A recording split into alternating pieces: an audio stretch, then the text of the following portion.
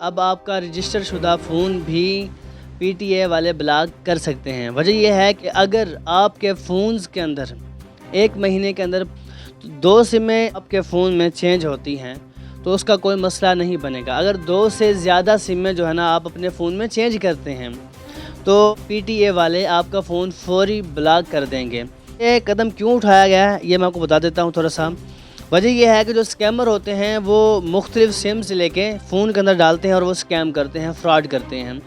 تو P T A والے ہیں، انہوں نے کہا ہے کہ ہم اس اسکیم کو ختم کرنے کے لیے ہم نے یہ پالیسی نکالی ہے۔ اب اگر آپ آؤٹ آف کنٹری میں سم لیتے ہیں آپ کو سم کے ساتھ انٹیگریٹ کر کے دیتے ہیں۔ نیکسٹ اگر آپ نے سم چینج کرنی ہو دوبارہ سے انٹیگریٹ کرواتے ہیں، پھر جا کے آپ کی سم چلتی ہے۔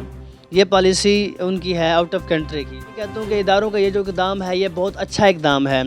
آپ لوگ اس کے بارے میں کیا کہتے ہیں کمنٹ کیجیے۔ بہت شکریہ، اللہ حافظ۔